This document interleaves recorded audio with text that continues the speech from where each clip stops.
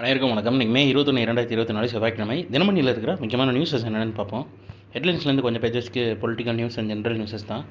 So டேரெக்டாக இன்றைக்கான திருக்குறள் என்னன்றதை பார்த்துருவோம். அஞ்சுவது அஞ்சாமை பேதைமை, அஞ்சுவது அஞ்சல் அறிவார் தொழில்.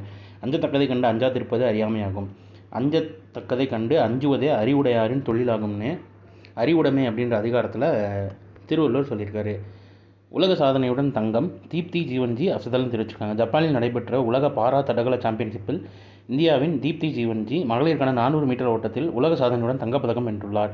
போட்டியின் 4வது நாளான திங்கட்கிழமை நடைபெற்ற 400 மீட்டர் T20 அறிவு சார்ந்த மாற்றுத்திறனாளியாக இருப்போருக்கான பந்தயம் இறுதி சுற்றில் அவர் 55.07 வினாடிகளில் இலக்கை எட்டி முதலிடம் பிடித்தார். இதற்கு முன் பிரான்சில் கடந்த ஆண்டு நடைபெற்ற இதே போட்டியில் அமெரிக்காவின் பிரியானா கிளார்க் 55.12 வினாடிகளில் முதலாவதாக வந்ததே சாதனையாக இருந்தது.